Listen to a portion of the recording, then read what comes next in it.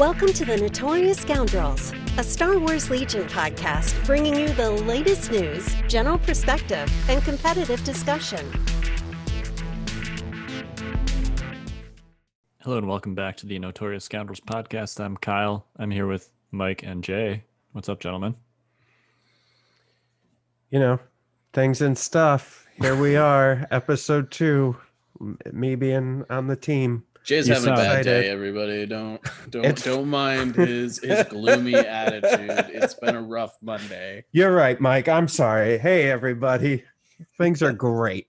Sounds like somebody's got a case of the Mondays. Yeah. Oh, I sure do, Kyle. I sure do. Another reason, Mike, you got to see Office Space. Probably. I don't know. You know, for those because then you know where that was from. Yeah. I've never seen Office Space. Dude. Please, Legion Sphere, make fun of me for whatever, you know. I told him he could have the day off, everybody, if he just watched that movie. Is it on Netflix? I'm sure it's on some streaming service. You can find it. Sound very interesting. It is. It's going to blow your socks off. You won't have socks anymore. I'm at the end of season 3 of Agents of S.H.I.E.L.D. right now. So. Well, stop that crap and go watch this movie. I'm really enjoying this season. Like it definitely like. Yeah, that'll stop soon. Okay, all right. Look, man, I'm just trying to like fill in the gaps right here. All right, the gaps that my sadness left from the entry. Yeah. All right. All right. Anyway, we do have actual Legion stuff to talk about today. Yeah. We're gonna Invader. We have actual Legion stuff. Yeah, like real Legion. Yeah. So, primarily what we're going to spend most of the time doing today is the Dallas Open happened over the weekend, the first actual tournament in a while. So that was a 32-person tournament held in Dallas, hence the name. And that's in Texas, everyone. It is, yes, in Texas. I want everybody to be on the lookout for the point of the interview where Kyle starts talking about Atlantic City Open, and he says that's on the other coast. Well, he's not from Texas. He's from Tulsa, Oklahoma. Okay. Still. How does that make it any better? It's far. It's whatever. It's everything right. West of us is like the West Coast. Just shut up, Mike. That's why. He's on the other coast. Leave him alone. If you're west of the Midwest, it's West Coast. Yeah, okay. I think everyone in Dallas. I'm gonna have Kyle draw a map of the United States after this. Just see. Dallas is pretty far inland, isn't it? Yeah. It's just like us, and then like a big blob. Texas is closer to the Pacific Ocean than we are. Well, that's true. For sure. Yeah, noodle that for a minute while we move on from this embarrassing topic. And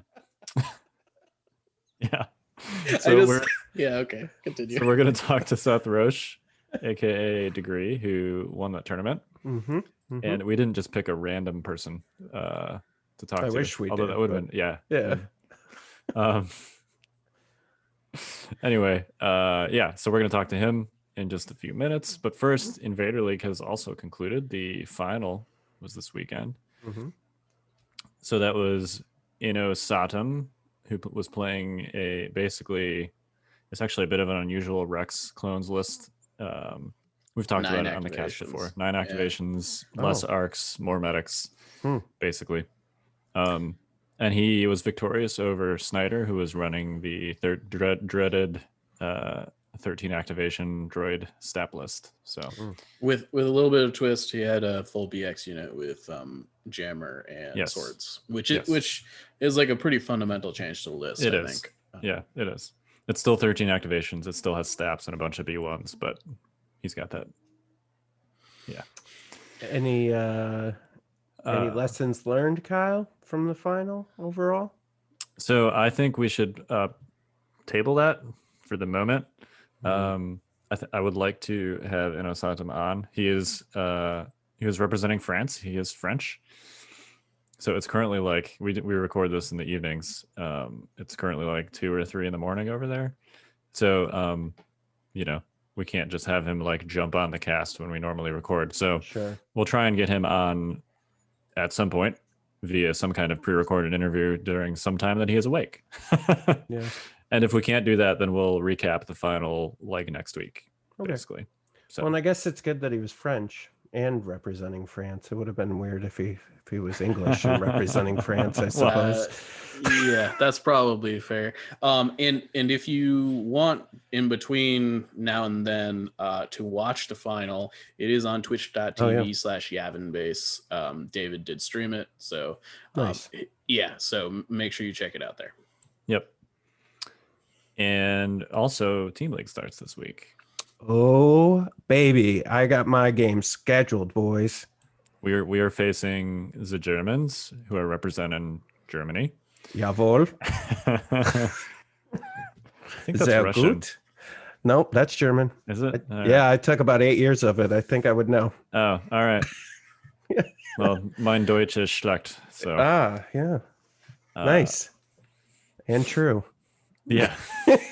I went to no idea Austria. what you just said. He said his German's bad, and I agreed in English. Yes, I went to Austria a few years ago, and I learned enough to like order food and ask where the bathroom is, but that's about it. Nice. I went to Austria a few years ago too, but I know none of the language and just assumed everyone else would know English. And Perfect. I was American. right. You were right. Yeah. Yeah. That's a great way to live, American. Yeah. Well, you know. Just expect everyone else to speak my language. Anyway, yeah. So You guys German excited? Cantina Band. Yeah. Yeah. I am. I'm taking it real serious, boys. That's the first TTS event where I'm all in. All in. He's All right. all in. Full attitude, gear, fifth gear. I'm ready to go. Got my Yeah. heavies loaded. I mean, Gonna be so great. I paired our team against Finn's team earlier today. The matchups I think are going to be interesting. The format actually, as far as like how all the pairings were put together, felt a lot more balanced than I originally thought it was going to be. Oh, good. I think it'll take a couple of times for me to like really get a good grasp of like how fair it is, but it was interesting, for sure. So I like it, and it'll Yeah, I mean, to David's credit, right? Like I feel like we'll see how it all washes out in the end, but I feel like he put a lot of thought into it this year, right? And like really how it's going to be organized, the two different leagues, like a lot of thought was put into this, which I was really impressed by, just all the work. It was really cool. Yeah, and for those that don't follow Team League, it's sort of hard to explain the pairing. It's a little bit complicated. I'm not going into it on the cast because it's just gonna confuse a bunch of people. It's kind of like a League of Legends style draft. There's like a ban phase. You can actually ban units before people make lists. Yeah, I do wish that was just like you could only ban characters, but yeah, it is what it is. But so yeah, I mean, I guess from a simple perspective, in our matchup, each team got 2 bans. We, in total, the things in our pool that nobody could take were phase 2s, Staps, AATs, and Wookiee Warriors. I think that's an interesting list for sure. I mean, it definitely, I think, cuts out the probably top 3 front runners in the meta, I think, pretty easily. So, and those things being Rexstar, Triple Staps, and the Wookiee skew. I don't know what the optimal list is for that yet, but I would imagine that when you cut out Wookiees, it probably makes it a lot worse. So Yeah. This is why it pays to play skewless. Yeah, Jay- no one's Jay's gonna over ban here with ATFTs, Jay. I think you're safe. I'm just gonna play whatever I want. Yep. It was I was incredibly surprised when they revealed that they also had a double ATST list. I was like, oh, Well, interesting. listen, I don't mean to brag, but the Germans definitely listen to my podcasts over. So There you go. they've heard me talk about it before. So It also could have something to do with the fact that AATs were banned and there is a map specifically designed for double heavy. yeah. Yeah. I mean, it's not like, I mean, they also took double Rebel airspeeder. So they had 2 heavy lists, which was an interesting thing to pair up against because they saved both of them for last. So it was kind of a situation where like you were playing a double heavy list no matter what, pick your poison. So that's smart. Yeah, it was definitely, made the choices interesting. And I also like the new rule set and that it's a little bit difficult to like nail somebody to the wall with a skew in Team League this season, and that there's kind of always a choice unless you like double down on your skew and take essentially 2 lists that are similar. So I based on the list that they showed, I kind of felt like they were in the double down mode. They had two lists that were very jump focused and 2 lists that were very heavy support focused. So Yep, and then a Mulby 2 list, basically. Yeah. Well, it's gonna be fun. I'm looking forward to this. I'm really excited. Yeah, it's awesome. All right, well, should we jump into our interview with Seth? Let's do it. Let's do it. All right.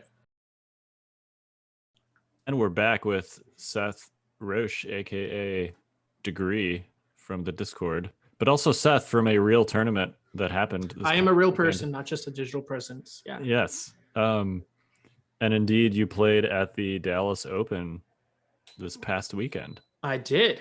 It was got home today. Played yesterday and this past Saturday. It was super fun. Yeah.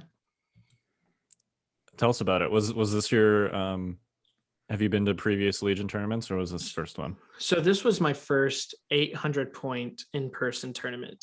My local before, right, like probably about a month before COVID hit, I played in a skirmish, 500-point skirmish format, which was, I think that's when like the skirmish came out, and so everyone was like, "Oh, this is super cool. This could be like the new tournament setting, just like skirmish."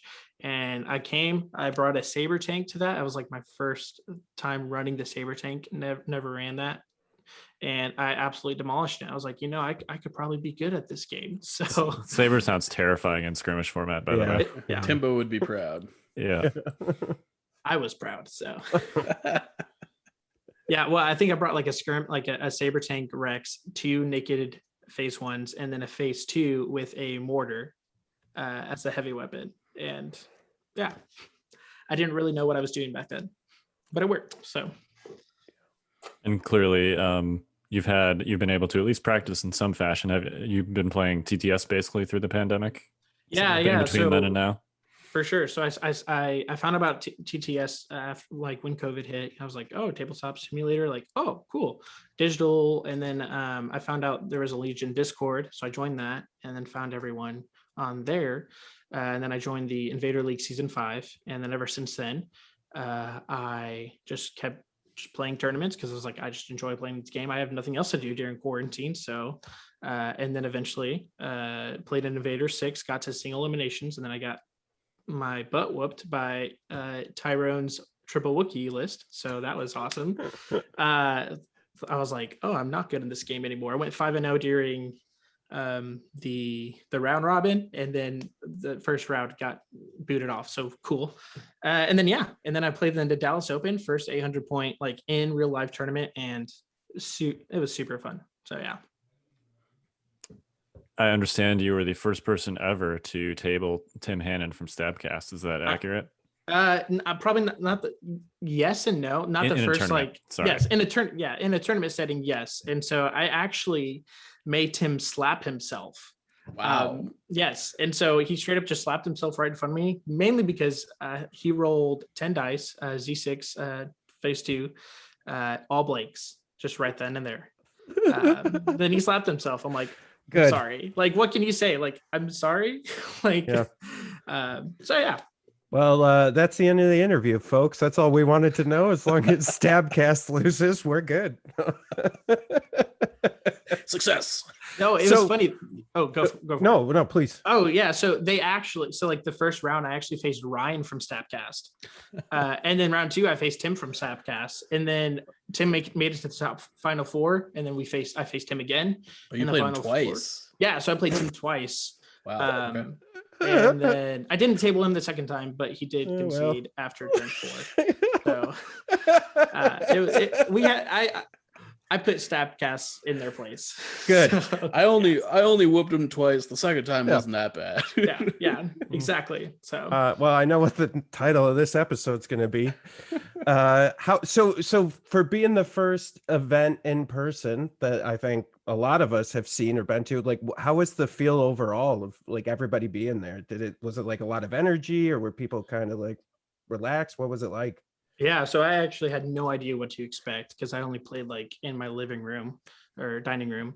But yeah, so much energy walking in. Everyone was super friendly. I think everyone was kind of like, oh, we haven't done this in a hot minute. And so it was like, what do we do? Like, and so, but I don't know if that was just me and my nerves. Everyone was nervous. I don't know if because the AC was broken, but it was really hot in there. So everyone was like kind of sweating and drinking a lot of water.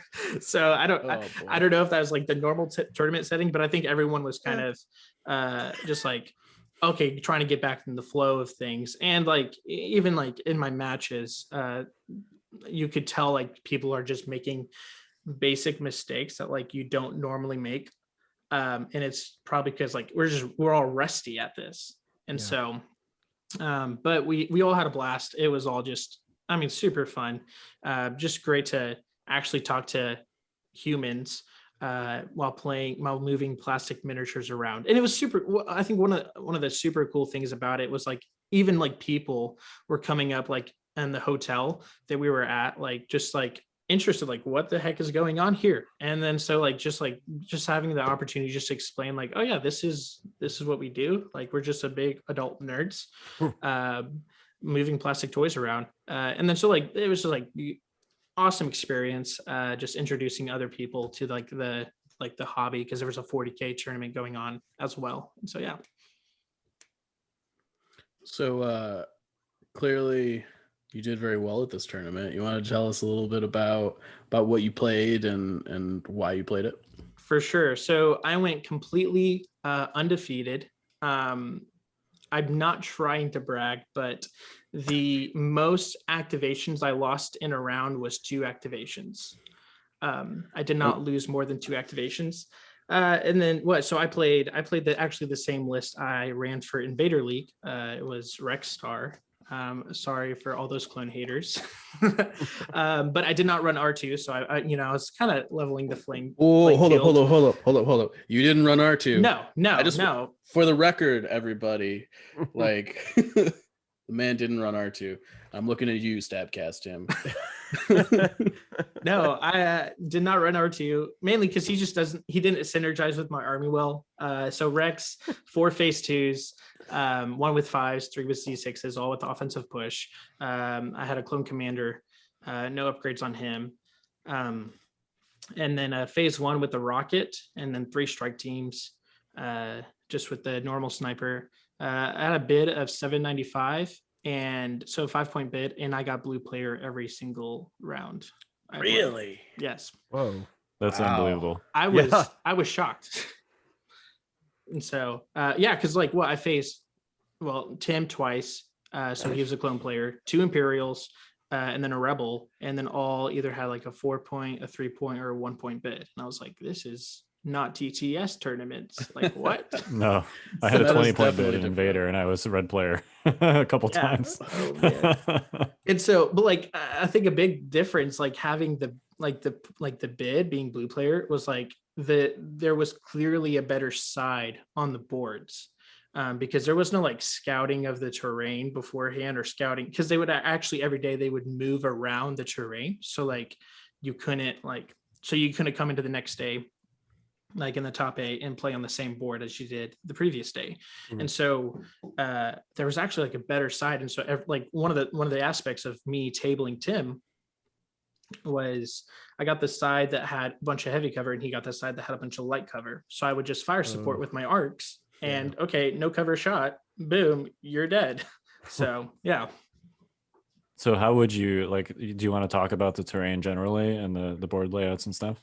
Yeah. So granted, I'm not like, I don't have a lot of experience with like tournament terrain. But I think I was going through it over just like debriefing like the tournament in my head. And I think a big, like there was a variety of boards. I would kind of compare it to like the YBTL season that's happening right now. Like the boards were drastically different. So like, I think, and some of them were in my favor a lot. So when people, I've heard people say like your terrain is like the third player or something. I don't know if I 100% agree with that, but then after playing that tournament, I was like, this is like 25 to 30% of the game right here. It's just like picking the side of the board and also what board you're playing on. So like when I played Ryan from Stabcast, he was running OP Luke like he always does, but there was like no line of sight blockers for him. So turn 2 or 3, I think beginning of turn 3, I took out Luke. So without him doing, I think he saber throwed a strike team and killed them. But what can you do? Like there's no line of sight blockers because it was pretty much open, and we were playing Sabotage Moisture Vaporators where he had to come to me, and there's just nothing he could do. He probably could have done some things, but I won't go into that. Stabcast. Yeah. Heat is here today. Ryan would agree with me. And so I think you made some turn 0 mistakes. Like I said, we were all rusty. And so, but yeah, no, but I think the terrain was all super cool. I mean, there's pics on the Legion Facebook and also the Legion Discord. And I know some people have some mixed feelings about the terrain, but all in all, they looked super cool. They looked super thematic. Which is like huge for me because I love to win, but also like I painted my miniatures for a reason, and so I want it to look cool because I love Star Wars, and so it was super cool. And I know like a lot of people were saying stuff about like TTS, like the difference between TTS boards, which I'm very much used to, and in real life boards. The in real life boards are a lot more sparse, and not as dynamic than the TTS boards, but that's because you don't have copy and paste. You only have so much terrain that you can bring, and so much you can bring to a board, especially to make it look dynamic. And they did a very good job making it look dynamic and making it look like cinematic and thematic. But they didn't have the abundance of terrain like TTS does. And so out of all the tables you played on, what was your favorite and why? I don't know I don't know what planet it was, but it looked like a darker version of Geonosis. It probably was Geonosis, but it was like more gray. And I love that because I found a bunch of open shots where I could kill the Empire pretty fast. And so but it just looked super cool. Like the terrain that was built was, man, like I wish I could do that good of a job as terrain because I'm very lazy when it comes to making terrain. And so it's like, it was just very, very detailed, and just, it just looked super cool. And finding open shots to kill the Empire is always fun. So yeah.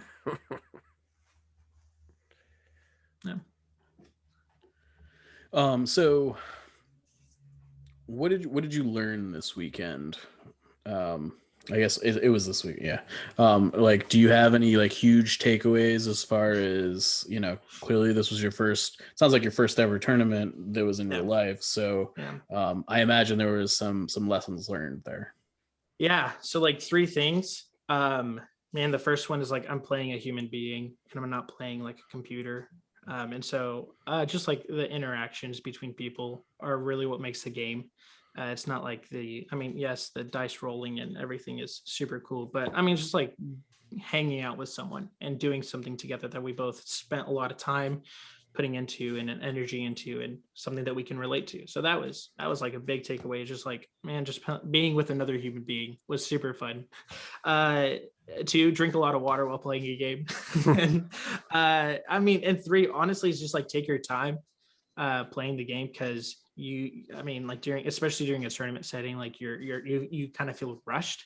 And you're like, I need to do this as fast as possible so that I don't do it. But there's actually plenty of time to do things.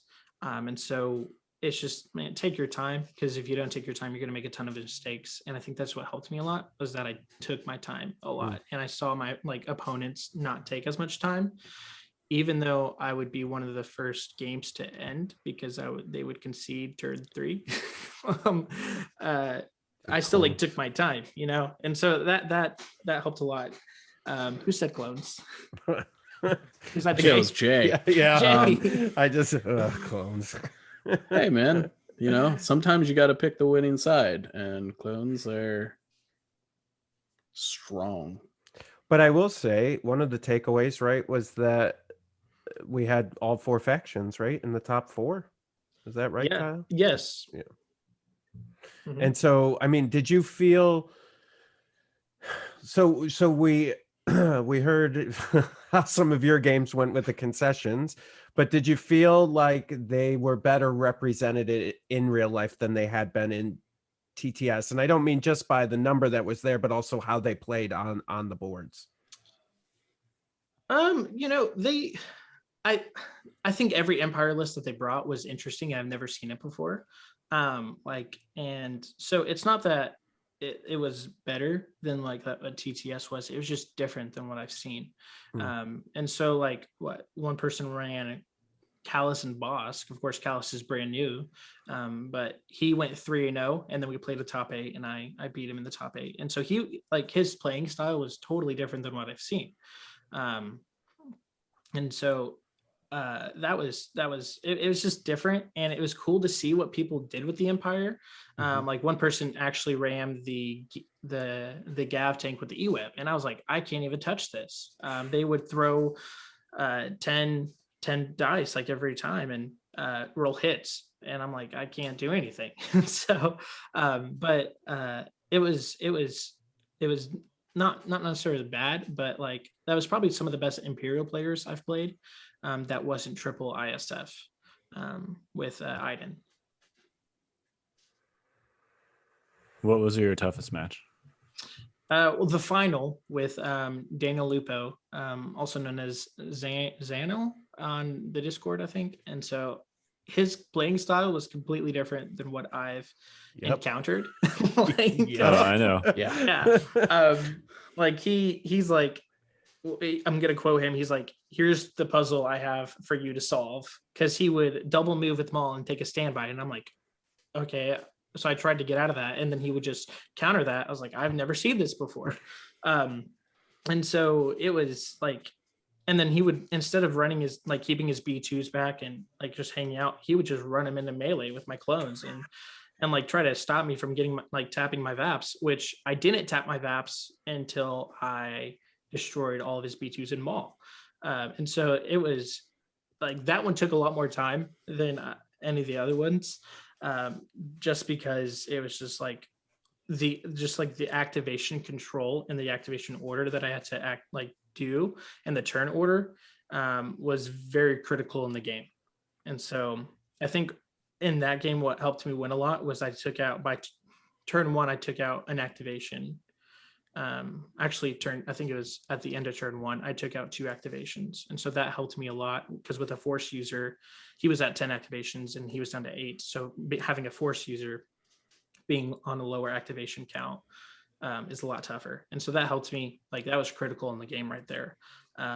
Because then I had the opportunity to, he would double move with his Maul, take a standby. And it's like, then I would have 2 actions after that to maneuver around that. And then I ended up doing that. And so it took a lot. It was really fun opponent, but totally different. Not a TTS game, that's for sure.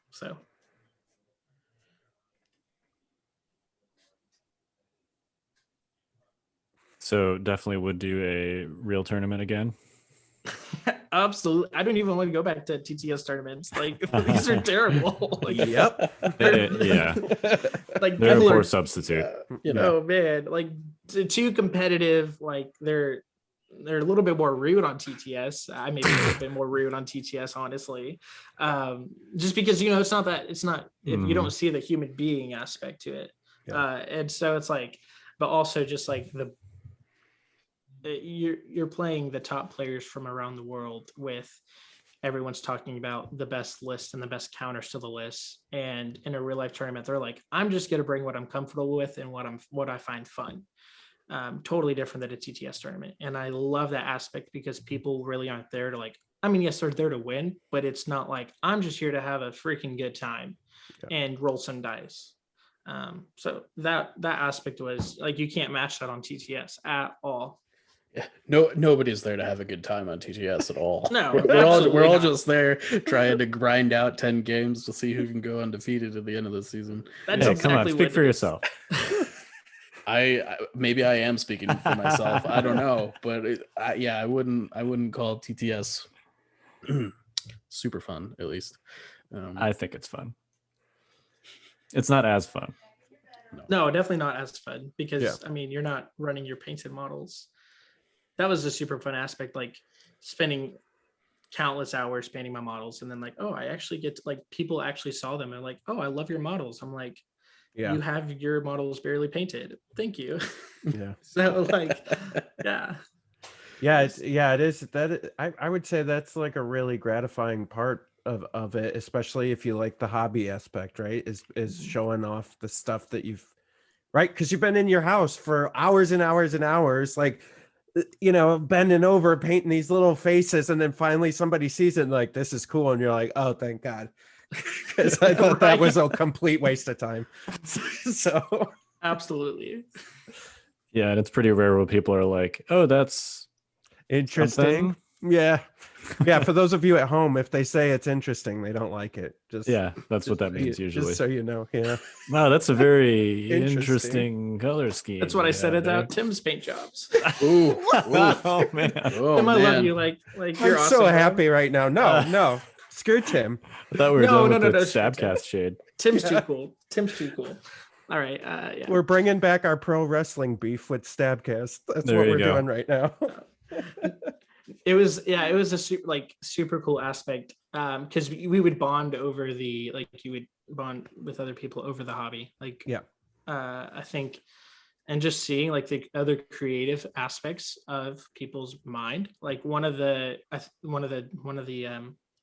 armies won the best painted army. It was the Jordan army, but it was painted the scheme of like a clone simulation. Yeah, so it was like it was like an all white screen, like all white army with like targeting on it, and like Darth Maul was like a hologram. And it was like, this is super cool. Like I've never seen that before, but it was super creative. And it's like a totally different point of view. And I was like, makes me appreciate like the hobby even more. Yeah, that was Josh Cook, I think. Yes, it was. Got to give him props there. Yeah, I love that. It was, and white is really hard to paint. Oh, it's the painting the worst. stormtroopers and stuff is the worst. Yeah. Ugh. Yeah, Joshua did a very good. Brian ran the army, but Joshua painted it, and man, great job, Joshua. I'm facing him in YBTL now, so Nice. There you go. Yeah.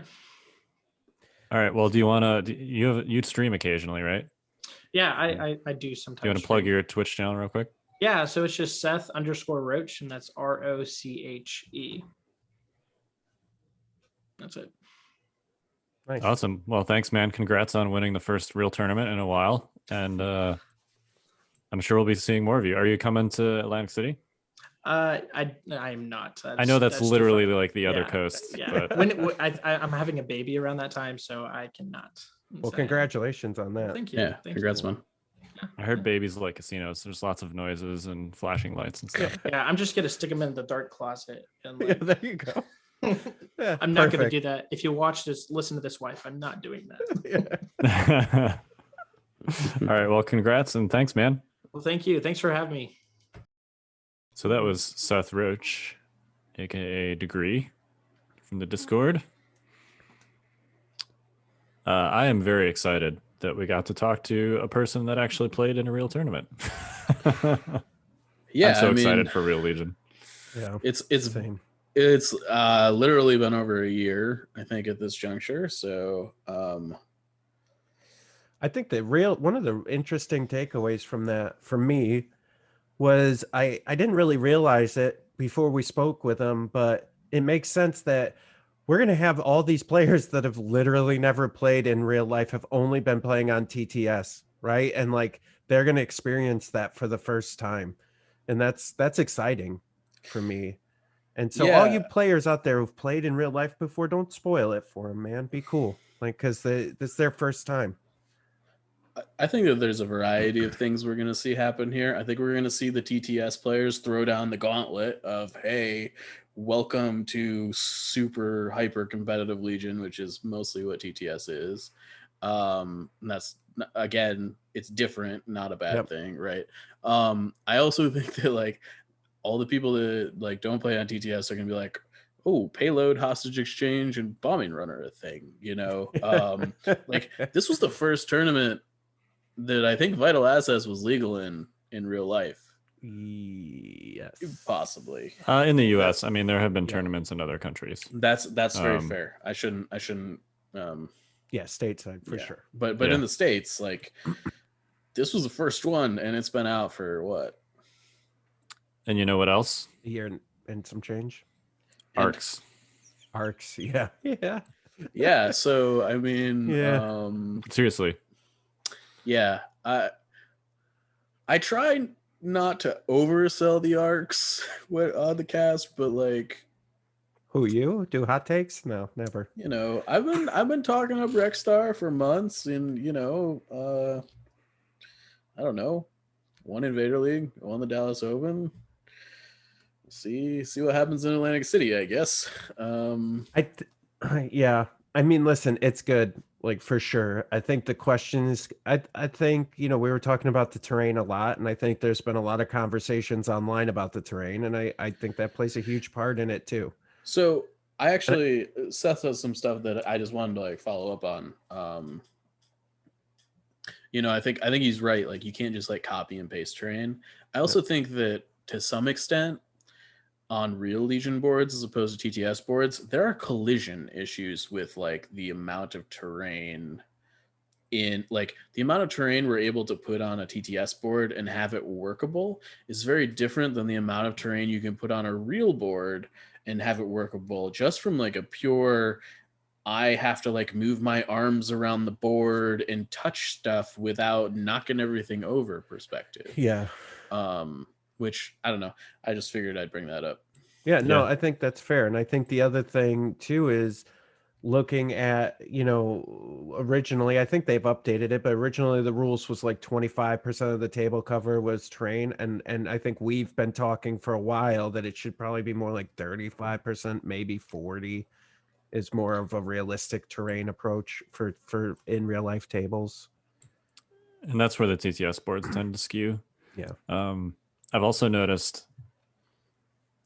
So I think there's a couple things here. I think we're a little bit spoiled with like the Adepticon and LVO terrain sets, which totally, 100%. much more closely resemble sort of the standard that you'd expect to see on TTS. I will say even those tables tend to lack scatter and area terrain. Yep. Which is something that I noticed with the Dallas Open terrain tables also, which isn't that surprising. You know, Legion lends itself towards 3D printing terrain, which certainly is easy to make, but also, it's kind of hard to print a forest on a 3D printer. Yeah. The area terrain and the scatter terrain tends to be a little bit more labor intensive than just like, Yeah. blocky buildings. Isn't that funny that hasn't really come over from Warhammer? It is, because in Warhammer, you just like you have people that just cut out felt and buy like those trees from model railroads and Yeah. put them down, and like that's fine. Right. You Yeah. put down like 3 trees and you have a little like oblong shaped, like organic shaped felt, and you're boom, area terrain done. Yeah. Let's go. Maybe people are like think that felt is tacky looking or something. I don't know. Yeah. I mean, But I'd sometimes rather it they have is. area terrain on the tables. Yeah. I do think, and this is just kind of me making a educated guess. But I think the fact that the barricades were in the core box really kind of taught you what Legion terrain was supposed to kind of look and feel, and I'm not saying it's right. I just I don't know. It was like, here are barricades. Like, these look really nice. They're hardcover. Yeah. And I also think that at least in the beginning of the game, I'm not even sure area terrain was defined in the rule book, in the rules reference guide. It was. Was it? Yeah. Because I know that there was a bunch of terrain stuff that kind of like it got filled in the first few months after release. Like, a lot of it changed. Do you think too? Maybe part of it is because it's the Star Wars universe and we're so passionate about it that we're like a little bit more picky about what we're putting on the table as far as trying to be, you know, within world of Star Wars. Where I feel like with Warhammer, you have like a lot more wiggle room where you're like, oh yeah, this is just this planet, or you know, this is this field or something. I think that's a piece of it. Like, you know, even when you're on Endor, right? Like, the trees are so big, Yeah, that they should still be heavy cover, right? Yeah.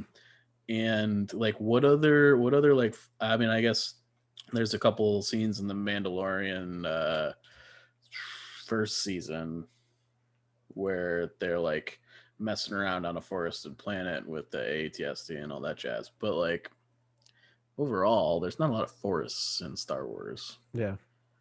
Yeah, which is a little bit like, I feel like, I mean, there's so many different biomes that you could justify in a Star Wars universe. It doesn't seem like, you know, all right, here's a pine tree.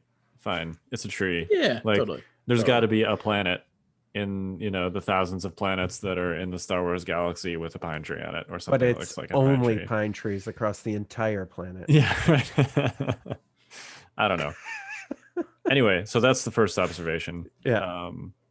And I mean this not as a like critique of the people running in the event. This is what I've seen with like almost all real tournament tables. I was a little bit surprised they got the amount of terrain together that they did with, you know, I mean, like, under the circumstances. You know, a lot of people don't get to see the like behind the scenes of like organizing a tournament, but you know, for a lot of these big tournaments, like, we basically have shipped the same terrain from event to event. Dude. And I don't think that happened here. I could be wrong. No, because I would say, you know, Adepticon, LVO, our show, Northeast Open, we all had some of the same tables with, Right. you know, varying degrees of difference. But yeah, you find the top tables that you like and you're like, yeah, I want that. And then you go find who did it. But is it just me, or did it seem like this one kind of snuck up on us? What do you mean by snuck up? Like, I felt like I knew about the Atlantic City Open for like a while now, but this Dallas Open just kind of was there like all of a sudden. And maybe just because we're not from that area, but it just seemed like, oh, hey, there's one before. I thought Atlantic City was going to be the first one, and then there was a Dallas Open. Yeah, I think there's a couple of reasons for that. I don't think this one was run by Frontline. I could be wrong. I think this was just like a local thing that they put together. So there's a, you know, slightly less promotional. I also think this one was smaller. You know, it's only a 30-ish person tournament instead of like, I think both I think Atlantic City is 64. Yeah. So I think that's part of it too. Okay. Yeah. But It was just like all of a sudden everyone was talking about it and they're like, it's agree. this weekend. I was Yeah. like, whoa, what? Yeah. I didn't know it existed until people were like, we're here. And I was like, Yeah. I'm the same. People are okay. posting pictures on the Discord and I'm like, oh, that looks fun. Where are you? Yeah. Oh, whoa. I missed this. Yeah. Yeah. Yeah. Well, so just following up on the terrain observations, the other is simply that, and this kind of tracks what, you know, they have that picture in the terrain guidelines in the tournament packet, where it's like, here's like the text of the terrain guidelines, and then here's a picture of a table with the terrain guidelines, and you look at that picture and you're like, And the thing about the photo in the tournament regs about the terrain guidelines is just the pieces are just too small. Mm-hmm. It says like include X number of small line of sight blockers and X number of medium line of sight blockers and X number of large line of sight blockers. And in the picture, the small line of sight blockers are really like scatter terrain. Yep. And the medium line of sight blockers are really like small line of sight blockers. And the large line of sight blockers are like medium line of sight blockers. And then there are no large line of sight blockers. So, on TTS you can scale things. There's literally like a function where you can make things as big or as small as you want.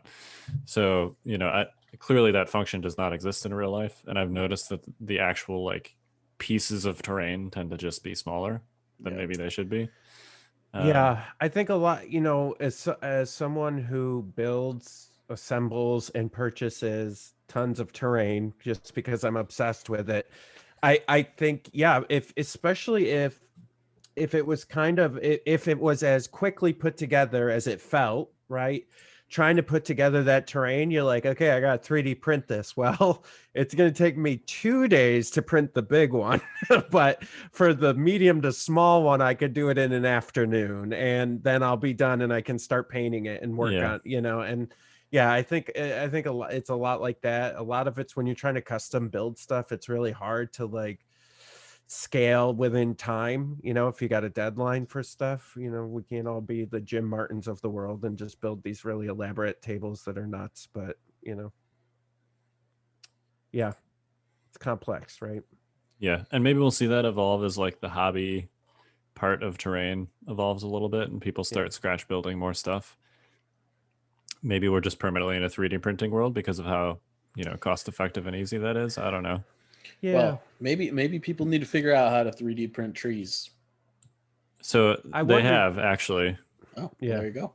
Yeah. I've seen people, since this discussion started a few days ago, I've seen people start posting like STL files and stuff for 3D printed trees, space looking trees. So that is a thing that you can do. Clearly you can just go to like the train store and buy some too. But, and I wonder too, like, one of the things that benefited us up here for Northeast Open was we reached out to like our local player base and was like, hey, do you guys got cool tables? Because we'll showcase them at Northeast Open and you can come play on them. And we even like, I think we rented a table or two, just to get like really neat tables. And so I think we're going to have to see, and I know that's something Brendan does as well, like reaches out to all these different people when he did like Adepticon, and him and LJ did the same for LVO. Like, so it's just like, how do we get these cool tables that people have spent all this time out to these tournaments, especially if they're local, Yeah. But I mean, there's a guy in our local that has probably like 12 tables by himself. Yeah. There's a couple. And they're all amazing, Yeah. So I'm not saying that stuff doesn't exist, but just how do you get it to a tournament? Right. Yeah, and I think like to some degree, like I have a great table myself, but like I don't it costs a significant chunk of change, and I don't really feel like shipping it and like having people I don't know play on it, I'm not really comfortable with that. So like there are things like that too that is like an issue, for sure. Right? Yeah, I mean, terrain is very time consuming to make. Yeah, and or expensive, depending. And or expensive, right? Yeah, like it could be both. It can be both. Yeah. I'm sure it is both, frankly.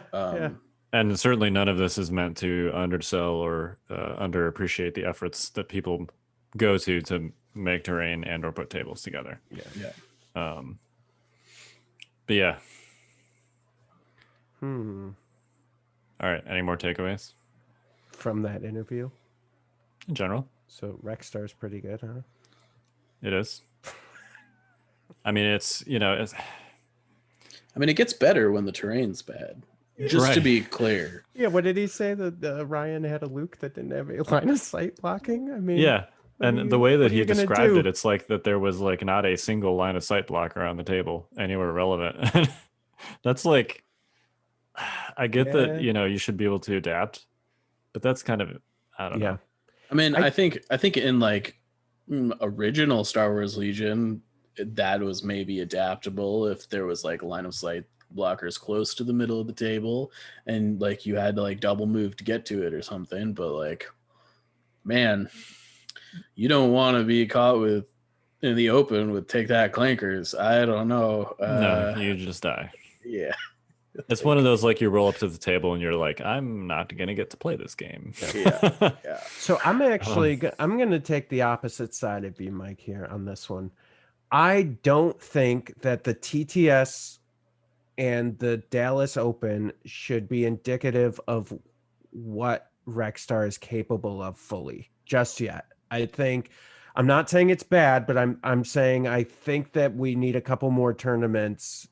That I'll put my chips on the table here. I think Rexstar wins every tournament moving forward as long as people are playing it until it gets nerfed. Every tournament? How much money you want to put on that?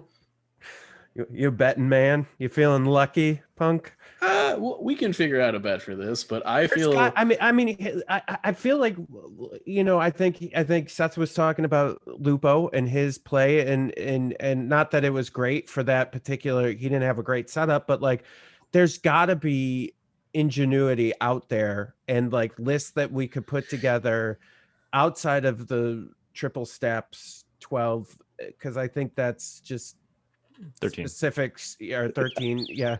Whatever.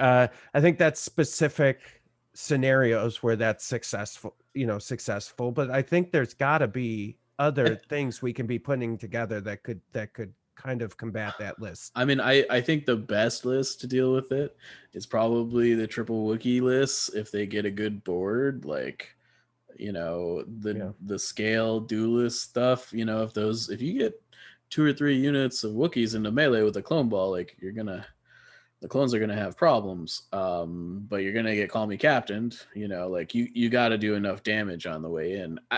I'm not saying the list is unbeatable in any one game, but if there was a list that in like Legion's lifetime that I thought was going to take down every tournament in a given year, this is it. Like, I don't know. That's how I feel about it. Today, right? That may change in a couple releases. I think maybe it's chance, right? I mean, Tauntauns were the ones that we thought were taking down everything, and I guess they got nerfed a little bit too. But there was also during the Tauntaun meta, there was a strong counter list available to Tauntauns, which won 2 of the 5 or 6 tournaments during that time period, which was Palpatine. Mm-hmm. And all of the other ones were won by Tauntauns. So, like, I also think that like I think the counter lists are there if the terrain is good, but I think like more often than not, like I don't think Dallas Open is an outlier in terrain. I think it's pretty typical for like every local event that I've seen. Right, it's pretty typical. I just like in not even a Wookiee list is going to stand up to clones if they don't have anything they can hide behind, right? They're just super expensive B1s at that point. For sure. They just get leaf blowered off the table, basically. Yeah.